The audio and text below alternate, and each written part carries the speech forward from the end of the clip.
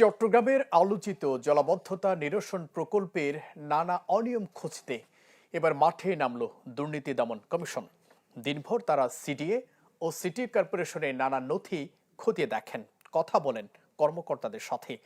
এরপর কাগজপত্রের তথ্যের সাথে মাঠে কাজের মিল আছে কিনা তাও ঘুরে দেখেন।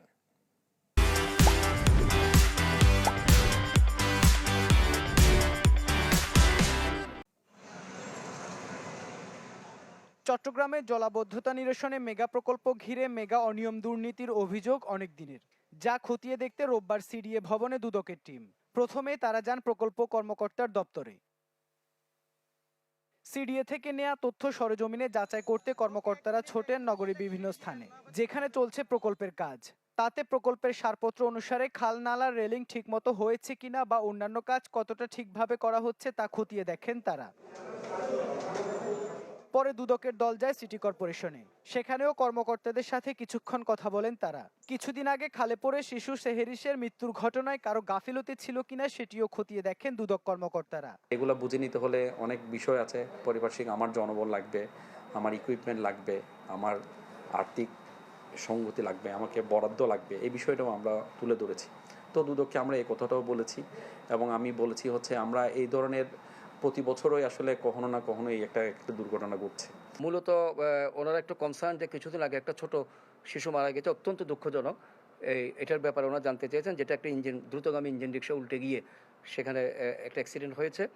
তো ওই কাজটি আসলে সিডিএ যে 36টি খালের সম্প্রসারণের প্রকল্প আছে, যেটা সেনাবাহিনী করছে, 34 ব্রিগেড যেটা সম্পন্ন করছে, সিডিএ সেখানে সমন্বয়ের কাজ করছে। প্রাথমিকভাবে বেশ কিছু তথ্য পেলেও তদন্ত শেষ না হওয়া পর্যন্ত অনিয়ম দুর্নীতি হয়েছে কিনা তা নিয়ে এখনই মন্তব্য করতে রাজি হননি দুদক কর্মকর্তারা। ডিপিপি যেটা আছে, তারপরে ড্রয়িং ডিজাইন যেটা আছে, ড্রয়িংটা আমরা পেয়েছি। ড্রয়িংয়ে আসলে রেলিং করার কথা বলা আছে, সার্কিট রেলিংয়ের কথা বলা আছে, আমরা এটা সত্যতা পাইছি। এখন ফিল্ডে ওনারা কতটুকু করছে সেটা আমরা সরেজমিনে গিয়ে দেখবো, সেটা আরও আমরা অনুসন্ধান করবো। আপাতত এখন পর্যন্ত বলার সুযোগ নেই, যেহেতু আমরা পূর্ণাঙ্গ তথ্য পাইনি। প্রায় 8.5 কোটি টাকা ব্যয়ে প্রকল্পটির এখন পর্যন্ত কাজ শেষ হয়েছে 85 ভাগ, অথচ এরপরও মিলছে না সুফল। তাই ক্ষুব্ধ সাধারণ মানুষ। আউটপুট পাচ্ছি না, এটা আসলে প্রতিবারই দেখা যাচ্ছে যে রাস্তা ভাঙতেছে, পরিষ্কার করতেছে, কিন্তু আবার সেই আমাদের জলাবদ্ধতাই রয়ে গেছে।